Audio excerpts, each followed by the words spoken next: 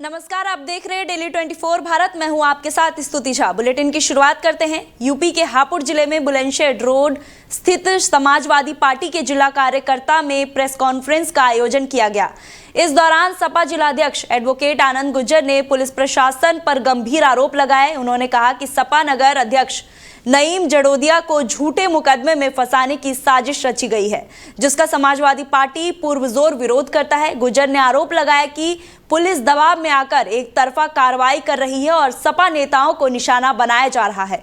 उन्होंने ये भी कहा कि बीजेपी नेताओं पर गंभीर मुकदमे होने के बावजूद उनके खिलाफ कोई ठोस कार्रवाई नहीं होती है, जबकि समाजवादी पार्टी के कार्यकर्ताओं पर बेवजह कार्रवाई की जा रही है। जिलाध्यक्ष ने पिलखुबा निवासी नवीन तोमर को बीजेपी का जिला मंत्री बनाए जाने पर सवाल उठाते हुए उन्हें हिस्ट्री शीटर बताया।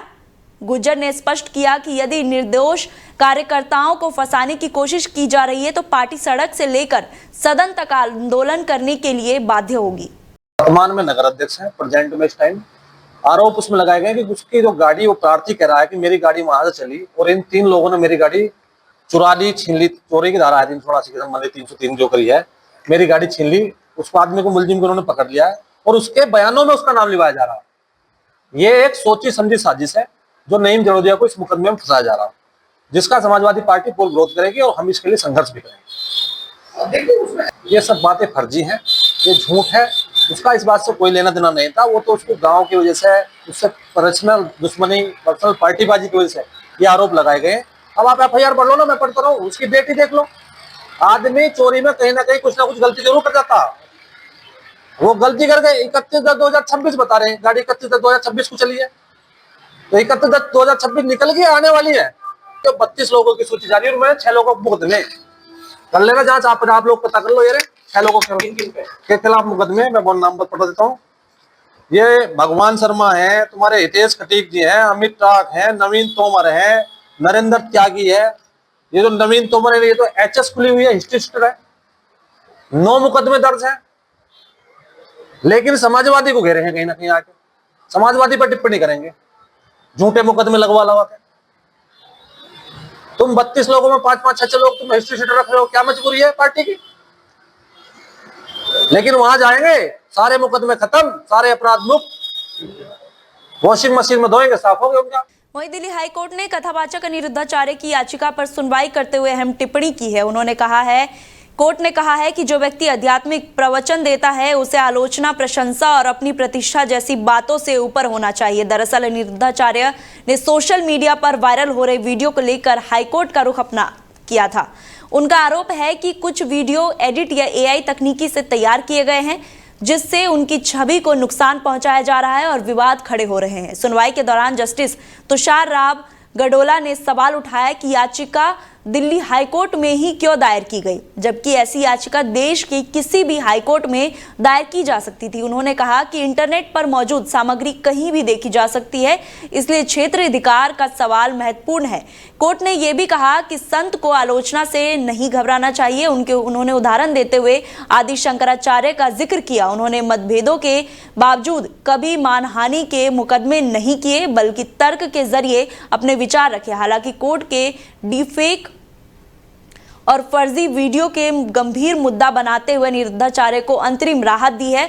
कोर्ट ने उनके पर्सनैलिटी स्टेटस की सुरक्षा के निर्देश दिए हैं। अब अगली सुनवाई में ये तय होगा कि वायरल कंटेंट के खिलाफ क्या कार्रवाई की जाए। वहीं दिल्ली में आयोजित अंतर्राष्ट्रीय फिल्म फेस्टिवल 2026 के दौरान भारतीय फिल्म निर्माता इम्तियाज अली ने अपने अनुभव साझा किए। उन्होंने कहा कि दिलजीत दोसांझ जैसे कलाकार के साथ काम करना बेहद प्रेरणादायक है और ये पहली बार है जब वो किसी कलाकार के साथ लगातार 2 फिल्मों में काम कर रहे हैं। इम्तियाज अली ने फिल्म फेस्टिवल के अनुभव को शानदार बताते हुए आयोजकों को बधाई दी है। उन्होंने कहा है कि इस तरह के आयोजन सिनेमा को नई ऊर्जा देती है और दर्शकों को थिएटर तक लाने में अहम भूमिका निभाती है। फिल्म धुरंधर का जिक्र करते हुए कहा कि अभी तक इसे देखा नहीं, लेकिन उन्होंने विश्वास दिया है कि इसमें कई खूबसूरत तत्व होंगे। साथ ही आयोजकों का धन्यवाद करते हुए कहा कि प्रयासों में बड़ी संख्या में लोग सिनेमा घरों तक पहुंचे हैं और उम्मीद जताई है कि सिलसिला आगे भी जारी रहेगा।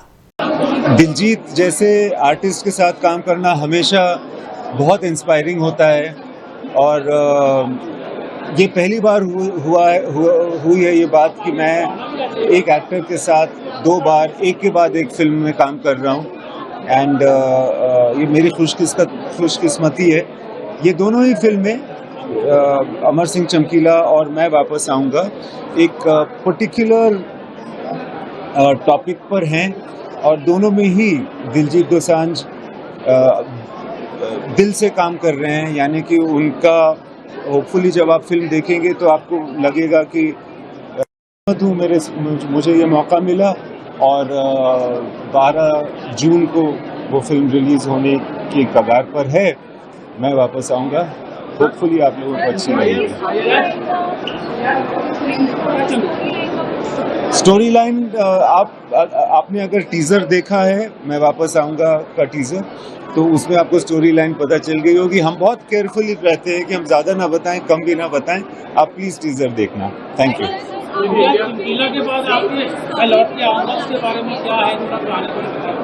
अभी वही मैंने कहा कि उसका टीजर बाहर आ चुका है, आप ज़रूर टीजर देके मैं वापस आऊँगा का, और होपफुली आप लोगों को पसंद आएगी फिल्म। वहीं नोएडा सेक्टर 44 से बड़ी खबर सामने आई है, जहां विधायक पंकज सिंह ने नए एसटीपी का उद्घाटन किया है। इस प्लांट के शुरू होने से क्षेत्र के लोगों को बड़ी राहत मिलने की उम्मीद है। ये एसटीपी प्लांट खासतौर पर सेक्टर 44 का और छलोरा गांव के निवासियों की समस्याओं को ध्यान में रखते हुए तैयार किया गया है। लंबे समय से यहाँ के लोग जल निकासी और सीवेज से जुड़ी दिक्कतों को लेकर मांग उठा रहे थे, जो अब पूरी हो गई है। प्रशासन के अनुसार शहर में कुल 14 एसटीपी प्लांट बनाए गए हैं, जिससे नोएडा की जल निकासी व्यवस्था को और मजबूत किया जाएगा। इस पहल ने न केवल स्वच्छता में सुधार होगा, बल्कि पर्यावरण संरक्षण को भी बढ़ावा मिलेगा। स्थानीय लोगों ने इस परियोजना का स्वागत करते हुए इसे क्षेत्र के विकास की दिशा में एक महत्वपूर्ण कदम बताया है। आज देखिए, बहुत लंबे समय से यहाँ पर गांव की सेक्टर 44 के एबीसी ब्लॉक के लोगों की डिमांड आती थी, ये सीवेज को लेकर जो प्रॉब्लम थी, तो इसके निराकरण के लिए संपवेल का उद्घाटन आज हुआ है। मैं मानता हूँ कि इससे छलेरा, अगल बगल के और कुछ गांव और खासतौर पे छलेरा और सेक्टर 44 का एबीसी इससे लाभान्वित, और ये अगल बगल वही इसके इन क्षेत्रों के भी ग्रुप हाउसिंग में भी इससे काफी सहूलियत होगी। नोएडा में कई ऐसे क्षेत्र हैं जहाँ गड्ढे हैं, सीवर का पानी वहाँ भी भर जाता है, जरूर तब से बढ़ना नहीं, लगभग सभी पर देखिए लगातार कई संवेद जो हम लोगों ने जनसंवाद भी किया था, प्राधिकरण को इसके संबंध में कहा भी था, और कई जगहों का सर्वे भी प्राधिकरण ने उस समय प्रारंभ किया है। तो अब जहां जहां पर भी 14 बन रहे हैं सब मिला के संवेद, तो इससे काफी हद तक चीजें ठीक होंगी। कई जगह पानी की आपूर्ति के लिए यूजीआर भी बन रहा है, रिजर्वायर अंडरग्राउंड जो होता है वो भी हो रहा है। तो सब चीजों पर बात हुई है और अब इस पर काम तेजी से हो रहा है। मुझे लगता है कि जल्दी ही इसका लाभ क्षेत्रवासियों को मिलेगा। अच्छा, नोएडा की जनता चाहती है कि जो सड़कों के गड्ढे वो भी भर जाए, वो हो रहा है, उसमें तो ऑलरेडी बात हो गई। वहीं मुजफ्फरनगर के सरवट इलाके में एक ही परिवार के 4 लोगों के शव एक ही कमरे में पाए गए हैं। शुरुआती जांच के अनुसार पति इरशाद ने पहले पत्नी नौरीन और 2 छोटे बच्चे को जहरीला पदार्थ देकर मौत की नींद सुलाई और फिर खुद पंखे से फांसी लगाकर आत्महत्या कर ली। घटना ईदी को लेकर हुए विवाद के बाद मानी जा रही है। सुबह जब घर का दरवाजा नहीं खोला गया तो परिवार के सदस्य दरवाजा तोड़कर अंदर पहुंचे और 4 शव पाए गए। पुलिस और फॉरेंसिक टीम ने मौके पर पूरी जांच की है और शवों को पोस्टमार्टम के लिए भेज दिया है। एसएसपी संजय कुमार वर्मा ने बताया कि हर पहलू से जांच की जा रही है और पोस्टमार्टम रिपोर्ट आने के बाद मौत की असली वजह सामने आएगी। इलाके में शोक और सनसनी का माहौल है। पुलिस ने कहा है कि मामले की गंभीरता को देखते हुए हर कानूनी कार्रवाई सुनिश्चित की जाएगी। 4 मौतें हुई यहाँ। किसकी? भाई इरशाद था। इरशाद भाई आपका? जी, उसकी पत्नी और 2 बच्चे। अच्छा, इरशाद की क्या उम्र थी? इरशाद की उम्र 32 साल की थी। पेंट का काम करता था जी वो, पेंट पॉलिश, पुताई। अच्छा, क्या विवाद था, किस चलते हुआ? जी विवाद था इनमें, बस इसकी जो 2 साली आई थी कल, झगड़ा हुआ था कुछ आपस में लेन देन में, तो उन्होंने आके यहाँ हंगामा खूब करा था। 2 साली थी, एक सास थी। और जिसने अपनी बहन को 1500-1600 रुपए दे दिए होंगे ईद के नाम के। उसका बच्चा बीमार था, वो अस्पताल में दिखाना है कि बच्चे को उसने दे दिए थे। तो उसकी वजह से इनमें घर में हंगामा हो गया था। कहना तूने इरशाद की पत्नी कह ली कि तूने मेरे पूछे बिना दिए कैसे। छोटी बहन को दिए होंगे। हाँ, छोटी बहन को दिए थे। तो शादीशुदा है, भक्करडी भी शादी हुई इसकी, तो उस पर विवाद हुआ था। देखिए, एक मामला पुलिस के संज्ञान में है। सिविल लाइन थाना अंतर्गत ये मोहल्ला है जिसमें कि मैं आया हुआ हूँ और पूरी हमारी टीम, चाहे फॉरेंसिक टीम हो, डॉग स्क्वाड की टीम हो, पूरी आई हुई है। SHO, CO सभी इसमें अधिकारी मौके पहुंचे हुए हैं। इसमें जांच की जा रही है। 4 लोगों के शव एक कमरे में पड़े हुए हैं, जिनमें एक व्यक्ति जो है फांसी लगाया हुआ था चादर से, जो कि पंखा से लटका हुआ था। साथ ही साथ जो उसकी डेड बॉडी, दरवाजा बताया जाता है अंदर से बंद था। 2 बच्चे हैं छोटे छोटे, जो कि एक लगभग 2 से 2.5 साल का बच्चा है, एक लड़का, और एक लड़की है छोटी सी 6-7 महीने की। साथ ही साथ एक पुरुष जिसका इरशाद नाम है, और पत्नी जो उसकी नौरीन है। 4 लोग जो एक ही परिवार के हैं मृत पड़े हुए हैं, जिनमें कोई ब्लड या कोई स्टेन या कोई बहुत चोट के निशान प्रथम दृष्टया नजर नहीं आ रहे हैं। गर्दन पे कुछ ऐसा लग रहा है कि टूटी हुई है, और इसकी फॉरेंसिक टीम की जांच की जा रही है। वहीं भारत में दुनिया की सबसे बड़ी जनगणना प्रक्रिया 2 चरणों में शुरू होने जा रही है। पहला चरण 1 अप्रैल 2026 से देश भर में शुरू होगा। राजधानी दिल्ली में ये प्रक्रिया 16 अप्रैल से 5 मई तक चलेगी, जिसमें दिल्ली कैंट क्षेत्र शामिल रहेगा। इसके बाद दूसरा चरण 16 मई से 15 जून तक दिल्ली नगर निगम के अंतर्गत आने वाले क्षेत्रों में आयोजित किया जाएगा। ये पूरी जनगणना प्रक्रिया 16 अप्रैल से 15 जून 2026 तक चलेगी।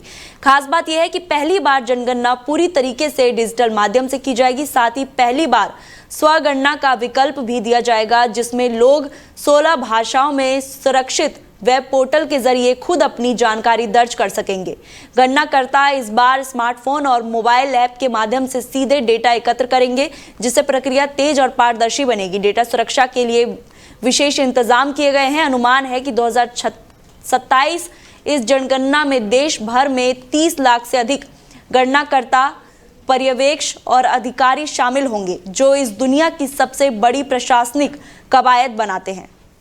वहीं उत्तर प्रदेश के हापुड़ जिले में थाना करपूरपुर पुलिस ने मोहम्मद इबरत खान हत्या मामले का खुलासा कर मुख्य आरोपी तैयाब पुत्र इब्नान खान को गिरफ्तार किया है। पुलिस ने आरोपी की निशानदेही पर हत्या में इस्तेमाल की गई अवैध पिस्तौल, कारतूस, मृतक का मोबाइल फोन और TVS मोपेड बरामद किया है। मृतक मोहम्मद इबरत खान पुत्र किश्वर खान निवासी ग्राम उरेना हापुड़ के मजीदपुर में कपड़ों की फेरी का काम करता था। 28 मार्च को थाना करपूरपुर क्षेत्र के ब्रजनाथपुर शुगर मिल रोड स्थित नहर किनारे उसका शव मिला। पुलिस और फॉरेंसिक टीम ने तुरंत जांच शुरू की है और जांच में सामने आया है कि इबरत खान पहले से आरोपी तैयाब के साथ मिलकर कपड़ों का कारोबार करता था, लेकिन 1.5 महीने पहले उसने अपना अलग व्यापार शुरू किया। इससे नाराज होकर तैयाब ने हत्या की साजिश रची और मौके का फायदा उठाकर इबरत खान को गोली मारकर हत्या कर दी। 2 आरोपी ने पूछताछ में स्वीकार किया कि व्यापार विवाद और बार बार समझाने के बावजूद मृतक ना मानने के कारण उसने हत्या की योजना बनाई। पुलिस आरोपी को गिरफ्तार कर कानूनी कार्रवाई शुरू कर चुकी है। 28 तारीख को थाना कपूरपुर क्षेत्र में एक व्यक्ति को जो फेरी करता था उसको गोली लगने की सूचना मिली थी। पुलिस ने तत्परता पूर्वक वहाँ पे जाके घटनास्थल का निरीक्षण किया और उस समय ये बिल्कुल ही ब्लाइंड केस था, लेकिन धीरे धीरे इसको उसी समय से डेवलप करना शुरू किया था। ये चैलेंज था कपूरपुर पुलिस के लिए और उन्होंने 2 दिन में ही इस घटना का अनावरण किया है। घटना में जो शामिल अभियुक्त है जिसके द्वारा घटना करी गई उसको गिरफ्तार किया गया और उसकी निशानदेही पर आलाकती पिस्टल इसको बरामद किया है, प्लस साथ में जो मृतक है उसका मोबाइल फोन ले गया था उसको बरामद किया है। घटनाक्रम इस तरह से है कि ये इस इबरत नाम का व्यक्ति जो कि मूल रूप से बदायूं क्षेत्र का रहने वाला था, यहाँ पे अपने रिश्तेदारों के यहाँ आकर रहता था पिछले कुछ वर्ष से और फेरी लगाकर कपड़ा बेचने का कार्य करता था। यही कार्य जिसके यहाँ वो आके रहते थे उसके रिश्तेदार जो कि जिसका नाम सोहेल है वो लोग भी करते थे। बीच में क्षेत्र को लेकर के इनके बीच में विवाद पैदा हुआ और इसमें तैयब नाम के व्यक्ति ने उसको बताया कि ये यहाँ पर बिजनेस ना करे। कुछ दिन के लिए वापस ये बदायूं भी चला गया, अपना इलाज करा रहा था, लेकिन फिर दोबारा से आकर के नए सिरे से इसने काम शुरू कर दिया, जिस पर इस बात का विवाद हुआ इन दोनों के मध्य। और इसके बहुत मना करने के बाद भी, तैयब के मना करने के बाद भी, ये इबरत नाम का जो व्यक्ति था ये यहाँ पर इसने अपना काम जमा लिया और अपना एक अलग जगह से कपड़े लेकर गोदाम बना लिया। इसी बात को रंजिश को मन में रखा था इसने और एक इसने पिस्टल लेकर के फिर चूंकि इनके साथी जाते थे तो 28 तारीख की दोपहर में ग्राम सालेपुर वाला जो जाने का बाग है रास्ता नहर के किनारे से, वहां पर ले जाकर के पिस्टल से गोली मार के इसकी हत्या कर दी। पुलिस ने इसमें तमाम सीसीटीवी और सर्विलांस का सहारा लेते हुए इसको 24 घंटे के अंदर अंदर इसका अनावरण किया था और उसके बाद में 48 घंटे के भीतर इस व्यक्ति जो इसका अभियुक्त है उसकी गिरफ्तारी करी है और आला कत्ल की बरामदगी करी है। इस प्रकार से इस घटना का पूरी तरह से अनावरण हुआ है। वहीं नोएडा पुलिस और साइबर टीम की संयुक्त कार्रवाई में सेक्टर 63 में सी जोन रिक्वायरमेंट एंड ट्रेनिंग नामक फर्जी कॉल सेंटर का भांडाफोड़ हुआ। 4 आरोपी नितिन कुमार, वीरेंद्र, अमन और सचिन कुमार गिरफ्तार किए गए। पुलिस जांच में पता चला कि आरोपी क्रूज नौकरी, मेडिकल फिटनेस, वीजा और वर्क ऑर्डर के नाम पर युवाओं से लाखों की ठगी करते थे। सोशल मीडिया प्लेटफॉर्म जैसे फेसबुक और इंस्टाग्राम के माध्यम से युवाओं को फंसाया जाता था और मेडिकल चेकअप, ट्रेनिंग और वीजा के नाम पर पैसे वसूले जाते थे। पैसे लेने के बाद आरोपी मोबाइल नंबर बंद कर देता था और ऑफिस बार बार शिफ्ट कर देते थे। आरोपियों के कब्जे से 4 laptop, 11 mobile phone, 9 debit card, 12,000 नगद और कई फर्जी दस्तावेज बरामद किए गए। थाना सेक्टर 63 में बीएनएस की धाराओं और आईटी एक्ट की धारा 66D के तहत मामला दर्ज किया गया है। एनडीपीसी सेंट्रल नोएडा और गौतम ने बताया कि कार्रवाई के बाद आरोपी के खिलाफ कानूनी प्रक्रिया शुरू कर दी गई है और आगे की जांच की जा रही है। दिनांक 31 मार्च 2026 को थाना सेक्टर 63 व साइबर टीम ने सी जोन रिक्रूटमेंट नाम का फर्जी कॉल सेंटर चला रहे 4 लोगों को गिरफ्तार किया है। ये लोग सोशल मीडिया की विभिन्न साइट्स पर क्रूज पर नौकरी दिलाने के नाम पर लोगों से ठगी करते थे। इनके विरुद्ध बीएनएस की सुसंगत धाराओं में अभियोग पंजीकृत किया गया है। इनके कब्जे से 4 laptop, 11 phone, debit cards, offer letters एवं मेडिकल सर्टिफिकेट्स आदि मिले हैं। अभियुक्तों की क्रिमिनल हिस्ट्री की जानकारी की जा रही है। अन्य विधिक कार्रवाई प्रचलित है। दिनांक वहीं दिल्ली के द्वारका जिले में डाबरी इलाके में 29 और 30 मार्च की रात महज 15 मिनट के 2 अलग चाकूबाजों की घटना सामने आने से इलाके में दहशत फैल गई है। पहली घटना मधु बिहार स्थित दुर्गा माता मंदिर के पास हुई, जिसमें गोविंद झा पर हमला हुआ और गंभीर हालात में उन्हें अस्पताल ले जाया गया। समय पर ही उनकी मौत हो गई। दूसरी घटना हनी, अनीश और एक अन्य व्यक्ति पर हमला हुआ, जिन्हें गंभीर हालत में अस्पताल में भर्ती कराया गया। डीसीपी कुशल पाल सिंह के अनुसार पुलिस ने स्पेशल स्टाफ टीम के साथ कार्रवाई करते हुए रोहित उर्फ नौदा को मुठभेड़ में गिरफ्तार किया। आरोपी ने अपने साथी के साथ वारदात को अंजाम दिया था। दूसरी कार्रवाई एएटीएस टीम ने प्रेम उर्फ हिमांशु को घेरा। फायरिंग के बाद पैर में लगी गोली लगने के बाद उसे गिरफ्तार किया गया। दोनों ही आरोपी हत्या और हत्या के प्रयास के मामले में वांटेड थे। पूरे ऑपरेशन के दौरान आरोपी ने पुलिस पर फायरिंग की, जिसमें एक गोली हेड कांस्टेबल को छूकर निकली और दूसरी पुलिसकर्मी की बुलेट प्रूफ जैकेट पर लगी। गिरफ्तार आरोपियों के पास पिस्तौल और कारतूस बरामद किए गए। पुलिस पूरे मामले की जांच कर रही है और कानूनी कार्रवाई की जा रही है। वहीं दिल्ली में मानसून से पहले शहर में जल भराव की समस्या को लेकर नेशनल ग्रीन ट्रिब्यूनल ने दिल्ली अर्बन शेल्टर इम्यूवमेंट बोर्ड पर 25,000 रुपये का जुर्माना लगाया है। ट्रिब्यूनल ने ये कदम इसलिए उठाया क्योंकि ड्यूसिब ने बार बार मौका दिए जाने के बाद झुग्गी झोपड़ी क्लस्टरों से निकालने वाले सीवर पानी का पूरा ब्यूरो अदालत में पेश नहीं किया गया। एनजीटी की बेंच में चेयरपर्सन जस्टिस प्रकाश श्रीवास्तव, विशेषज्ञ और सेंथिल वेल और अफरोज अहमद शामिल थे। उन्होंने कहा कि ड्यूसिब के हलफनामे में हर क्लस्टर से निकालने वाले सीवेज डिस्चार्ज का रिकॉर्ड नहीं था, जिससे सुनवाई में देरी हो रही थी। सुनवाई के दौरान याचिकाकर्ताओं ने वकील ने बताया कि डिफेंस कॉलोनी में नाले की सफाई के लिए खोले गए सिल्ट्स सुरक्षित नहीं है और हादसे का खतरा है। ट्रिब्यूनल ने एमसीडी कमिश्नर को निर्देश दिया कि एफिडेविट दाखिल कर सुरक्षित उपायों की जानकारी दे। एनजीटी ने स्पष्ट किया कि सिल्ट्स को सुरक्षित करना एमसीडी की जिम्मेदारी है। वहीं मिर्जापुर के थाना कटरा क्षेत्र से बेलतर में बाइक हटाने को लेकर प्रभारी निरीक्षक कोतवाली कटरा और एक स्थानीय युवक के बीच विवाद हुआ। दोनों पक्ष एक दूसरे पर गाली गलौज और अनुचित व्यवहार का आरोप लगा रहे हैं। पीड़ित ने आरोप लगाया कि उन्हें थाने ले जाकर मारपीट की गई, जिससे उनके हाथ में गंभीर चोट आई है। इस मामले को लेकर पूर्व छात्र संघ अध्यक्ष अंकित यादव की ओर से सर्वदलीय प्रेस कॉन्फ्रेंस आयोजित की गई। प्रेस कॉन्फ्रेंस में कटरा इंस्पेक्टर की कथित अन्यायपूर्ण कार्रवाई के खिलाफ विरोध जताया गया और कार्रवाई की मांग की गई। इस मौके पर जनपद के छात्र नेता और विभिन्न राजनीतिक दलों के वरिष्ठ नेता उपस्थित रहे। पीड़ित अंकित यादव ने मीडिया के सामने अपनी चोट और पीड़ा का विवरण दिया और पुलिस की कार्रवाई के न्योचित नहीं ठहराया। प्रेस कॉन्फ्रेंस में सभी ने मिलकर आगामी आंदोलन और विरोध की रूपरेखा साझा की, ताकि इस प्रकरण में उचित जांच और कार्रवाई सुनिश्चित की जा सके। पुलिस प्रशासन ने फिलहाल मामले की जांच शुरू कर दी है। प्रकरण ये था सर कि मैं उधर से आप चाचा अमिताभ पांडे जी के कार्यालय से मैं अपने घर जाने के लिए निकला था, और जैसे ही मैं सिटी कार्ड के पास पहुंचा तो वहाँ मेरे मामा का लड़का जो है फ्रूट जूस की दुकान लगाता है। वहाँ पे उसकी दुकान के बाहर जो है ये थाना अध्यक्ष महोदय एवं 7-8 की संख्या में पुलिस वाले उसको घेरे हुए थे। मैं वहाँ रुका, मैं ये प्रकरण समझने के लिए क्या मामला है। जब मैं वहाँ रुका तो मैंने अपने मामा के लड़के को बुलाया, मैं उससे बात ही कर रहा था कि इतने में थाना अध्यक्ष महोदय बोले कि तू यहाँ क्यों खड़ा है, चल इधर से निकल। तो मैंने उनसे बोला कि ये मेरे घर का सदस्य है, मैं ये मामला समझना चाहता हूँ, क्या मामला हुआ है। तो उन्होंने बोला तू इधर से निकल, और माँ बहन की गालियां जो है देने लगे, बदी गाली। मैंने उसका पुरजोर विरोध किया, कड़े उस शब्दों में मैंने उनका विरोध किया कि आप मुझे गाली मत दीजिए, मैं यहाँ आपकी गाली सुनने नहीं आया हूँ, मैं ये मामला जानने आया हूँ कि क्या मामला है। जैसा कि आप सबको पता है कि परसों हमारे बिनानी महाविद्यालय के छात्र संघ के पूर्व अध्यक्ष साथी अंकित यादव को जिस प्रकार कटरा इंस्पेक्टर बैजनाथ सिंह, जो गुंडे टाइप के इंस्पेक्टर हैं, उन्होंने उनको पकड़ा, उनको मारा, पीटा, प्रताड़ित किया, और प्रताड़ित करने के बाद 151 में जेल भेज दिया। और कल शाम को जेल से जब अंकित छूटा तो हम लोगों को सूचना मिली कि इस प्रकार पर बर्ताव उसके साथ किया गया। उसी के क्रम में आज यहाँ पे बैठक बुलाई गई थी।